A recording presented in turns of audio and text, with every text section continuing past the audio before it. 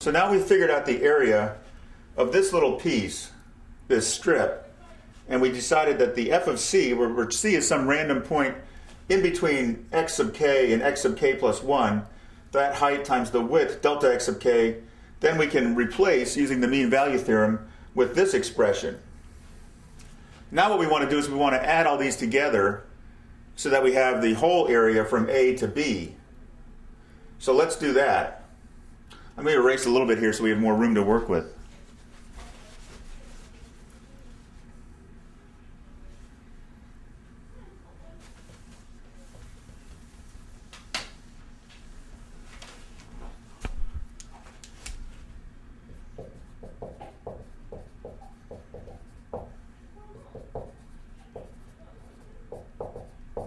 So the total area from A to B is then going to be the summation of all these little pieces.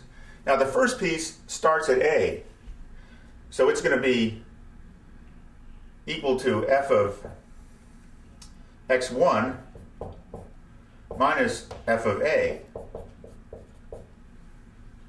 Right, so that's using our formula. Now that I've referred to this, I'm going to erase this for the purposes of space. Now what's the next piece? Well, the next piece starts at 1 and goes to 2. Right, so it's going to be f of x2 minus f of x1.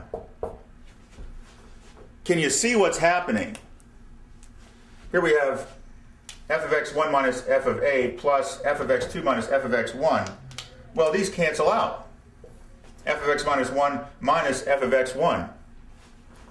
F of x1 minus f of x1. What's the last term? Well, it ends with b. So we're going to have something f of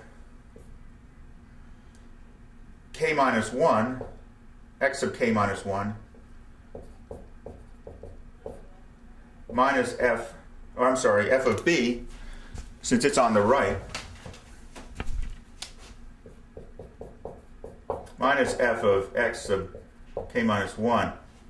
And previously in here somewhere, as we added in the previous script, there was an f of x of k minus 1 that we were starting with. And so this cancels out. And so as you can see, what happens as we go through this whole thing, the x2 cancels with something, then this cancels here. The only things we're left with are f of b minus f of a.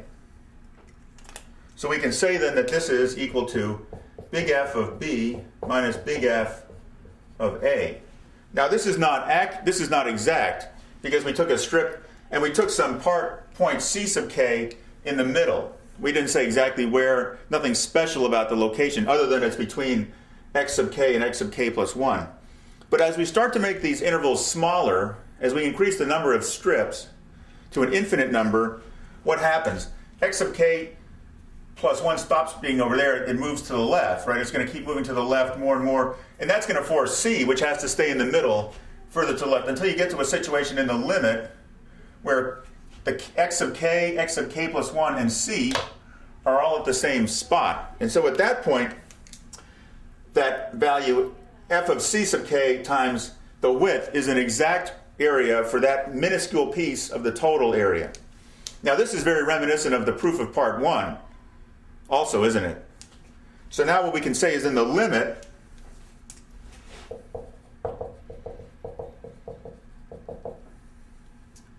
as k goes to infinity, the area,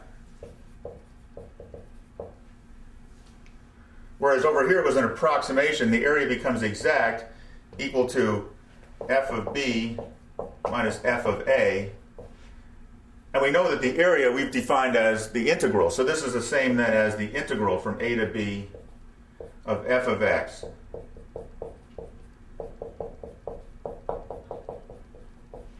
So that's kind of interesting.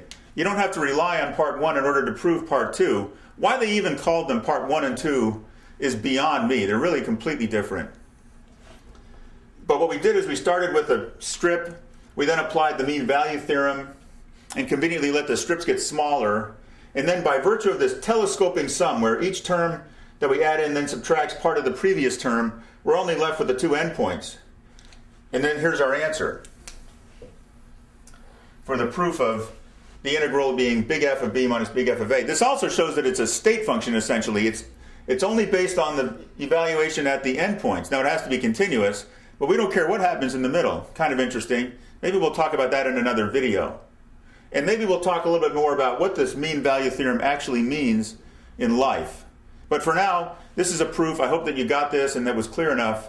Send us an email to solve@midnighttutor.com if you have any questions or any other problems or suggestions.